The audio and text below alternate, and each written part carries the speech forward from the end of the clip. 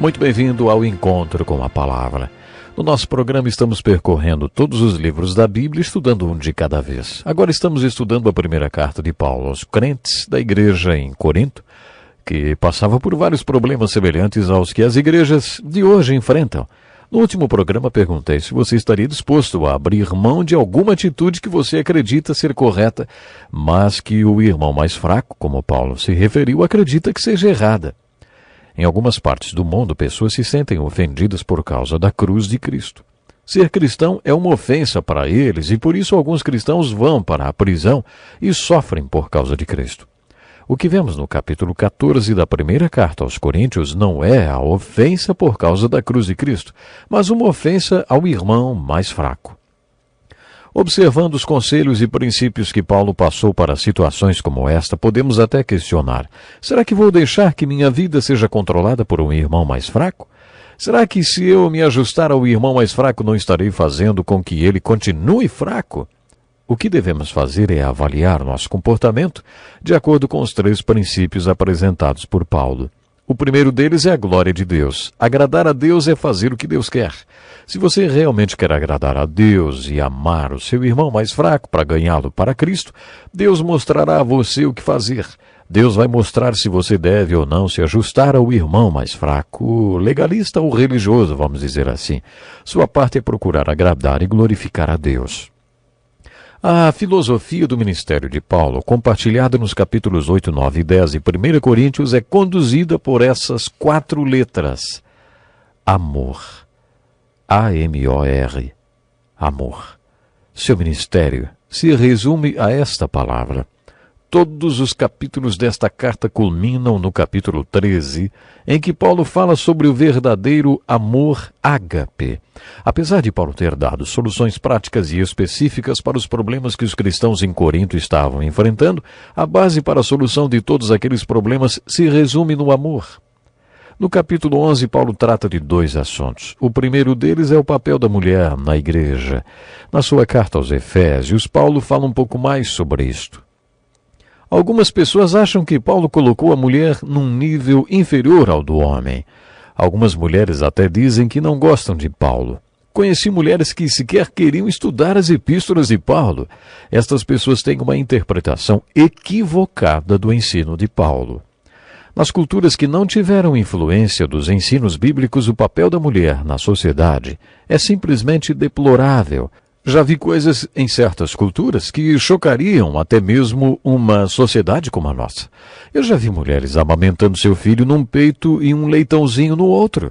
Eu já vi comunidades em que a mulher que faz todo o trabalho da comunidade, eu já vi mulher carregando madeira e água e trabalhando no plantio. Eu já vi comunidades em que os homens consideram dormir com uma mulher ou com um porco a mesma coisa, em que os homens interrompem o trabalho da mulher para terem sexo com elas por alguns minutos, mas nunca dormem com elas.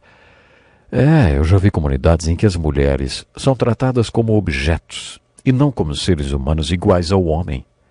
Nas comunidades em que a sociedade ainda não foi alcançada pelo Evangelho de Cristo, a situação da mulher é deplorável. Quando os tradutores da Bíblia do Instituto Wycliffe entravam numa comunidade para aprender a língua e traduzir a Bíblia para a sua língua, ela acabava sendo revolucionada com os ensinos das Escrituras. Um dos primeiros resultados desta revolução cultural era a mudança drástica e radical do papel da mulher. Sabe, a Bíblia coloca homem e mulher no mesmo pé de igualdade, e os ensinos de Paulo não fogem à regra. Na verdade, eles elevaram o papel da mulher, equiparando-a ao homem. A igualdade entre homem e mulher, ensinada por Paulo, não está no plano do papel, nem das funções de cada um. Ele ressalta a diferença que há entre os dois. Isso está claro no seu discurso. Além da diferença biológica, que é básica, há muitas outras coisas envolvidas. Para que o relacionamento entre um homem e uma mulher seja saudável, os dois precisam entender a diferença que existe entre eles. O homem não pensa como a mulher, não sente como a mulher e não age como a mulher, porque ele é diferente dela. Você pode achar isso óbvio. Minha mãe teve 11 filhos e costumava dizer que se o homem tivesse que revezar na tarefa de engravidar, as famílias não teriam mais do que um filho, porque o homem não passaria por um parto 2 vezes. Eles não foram feitos para isso. A diferença no papel do homem e da mulher começa na diferença biológica que existe entre eles. Se os dois fossem exatamente iguais, um deles seria desnecessário. Pela graça de Deus, os dois são necessários. O versículo 6 do capítulo 11 da primeira carta de Paulo aos Coríntios dá vazão a muita discussão. Preste atenção no que ele diz. Se a mulher não cobre a cabeça, deve também cortar o cabelo. Se, porém, é vergonhoso para a mulher ter o cabelo cortado ou raspado, ela deve cobrir a cabeça. Afinal, o que Paulo quis dizer com esse versículo, hein? Bom, naquele tempo, na cidade de Corinto, as prostitutas usavam cabelo curto. Era uma maneira de anunciar qual era o ramo de negócio delas. Se você vivesse em Corinto naquela época e visse uma mulher de cabelos curtos, como muitas mulheres usam hoje, saberia que ela era uma prostituta. Paulo quis dizer que se você vive numa cultura onde é vergonhoso para uma mulher usar cabelo curto, então deixe o cabelo crescer. Se na sua cultura o comprimento do seu cabelo não tem nenhum significado, este ensino de Paulo não tem nenhuma aplicação para você. Alguns dos ensinamentos de Paulo estão relacionados à cultura daquela época, o que não quer dizer que deva ou possa ser ignorado ou excluído por nós. Com toda certeza, ele traz implícito o ensino de um princípio. Paulo falou sobre a mulher estar coberta e descoberta. Na cultura dos povos mediterrâneos, as mulheres usavam véus. Aliás, esse costume ainda existe em algumas culturas. Quando Paulo falou sobre estar coberta ou descoberta, ele não estava falando sobre usar ou não usar chapéus durante o culto da igreja. Não é isso. Esse tipo de texto deve ser interpretado conforme a cultura daquela época. Outros ensinos estão além das diferenças culturais. É o que acontece no capítulo 5 da carta aos Efésios, em que Paulo apresenta Cristo e a igreja como modelo para o casamento. O segundo assunto tratado no capítulo 11 da primeira carta aos Coríntios é a maneira como a Santa Ceia estava sendo ministrada ali. Esta passagem traz mais uma joia para nós, mais um ensino precioso do apóstolo Paulo. Hoje temos acesso a todas estas joias e todas as instruções e corretivos desta carta por causa dos problemas que os coríntios tiveram e que foram tratados por Paulo. Quantas vezes vocês já ouviram o pastor ler este texto na hora da Santa Ceia? Pois é recebi do Senhor o que também lhes entreguei, que o Senhor Jesus, na noite em que foi traído, tomou o pão, tendo dado graças, partiu-o e disse: Isto é o meu corpo, que é dado em favor de vocês. Façam isto em memória de mim. Porque sempre que comerem deste pão e beberem deste cálice, vocês anunciam a morte do Senhor até que ele venha. Foi com este texto que Paulo tratou a questão da Santa Ceia. Aparentemente o problema era o seguinte: toda noite eles faziam uma festa em que reuniam todos para ceiar, e cada um levava a sua comida.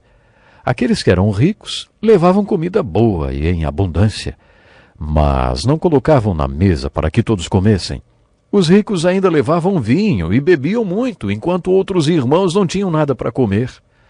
É difícil para nós imaginarmos que isso acontecia dentro da igreja, mas era o que estava acontecendo em Corinto. Além disso, os coríntios bebiam muito e acabavam ficando bêbados. Algumas pessoas insistem em dizer que o vinho usado para a Santa Ceia no Novo Testamento não era fermentado. Quando ouço isso, eu sempre respondo: haja suco de uva para ficar bêbado, hein? Os coríntios ainda acabavam bêbados na ceia do Senhor. Será que era suco de uva? Paulo estava tratando do problema do egoísmo, da insensibilidade entre os irmãos e do significado da Santa Ceia. Neste processo, Paulo nos deixou ensinamentos profundos. Por exemplo, ele afirma que o sacramento da Santa Ceia tem 2 dimensões. É evidente que existe a dimensão vertical da comunhão com Cristo. Afinal, esta é sua essência. Mas Paulo fala também de outra dimensão, a dimensão horizontal. Por isso ele diz: quando vocês se reúnem, não é para comer a ceia do Senhor, porque cada um come sua própria ceia sem esperar pelos outros. Não fazia diferença quem estava reunido com eles. Paulo quis enfatizar que não tomamos a ceia apenas com o Senhor Jesus, mas participamos da ceia com o irmão e com a irmã em Cristo. De acordo com o apóstolo Paulo, estas são as duas dimensões da Santa Ceia. Quando Paulo falou desta dimensão vertical, transmitiu um ensinamento que geralmente é mal compreendido. Ele escreveu: portanto, todo aquele que comer o pão ou beber o cálice do Senhor indignamente, ou de maneira inapropriada, será culpado de pecar contra o corpo e o sangue do Senhor. Examine-se, cada um a si mesmo, e então coma do pão e beba do cálice. Pois quem come e bebe sem discernir o corpo do Senhor, ou de maneira inapropriada, come e bebe para sua própria condenação. Por causa da palavra indignamente, muitas pessoas acham que não devem tomar a Santa Ceia, porque são indignas. O que Paulo quis dizer é que ninguém pode tomar a Santa Ceia de maneira inapropriada. Não tem nada a ver com a pessoa ser digna ou indigna de participar da ceia. O sacramento da Santa Ceia tem a ver com Cristo ser digno e nós indignos. Ele fala como alguns deles comiam o pão ou bebiam o cálice do Senhor indignamente, e que por isso havia muitos fracos e doentes, e vários já dormiram. Muitos já tinham até morrido porque estavam blasfemando desse sacramento. Por isso ele ordena: examine-se cada um a si mesmo, e então coma do pão e beba do cálice. Pois quem come e bebe sem discernir o corpo do Senhor, come e bebe para sua própria condenação. E você, já fez este autoexame? Você acredita na morte física de Jesus Cristo para pagar a dívida dos seus pecados? Você acredita que ele levantou dos mortos no terceiro dia, como ele disse que faria, provando que ele era quem dizia quem era? Se ainda não fez isso, eu convido a crer no que ele fez por você. Creia no Senhor Jesus hoje e siga o seu caminho. Eu espero por você no próximo encontro com a palavra. Até lá, se Deus quiser. Este é um estudo escrito pelo Dr. Dick Woodward, na voz do pastor Edson Bruno.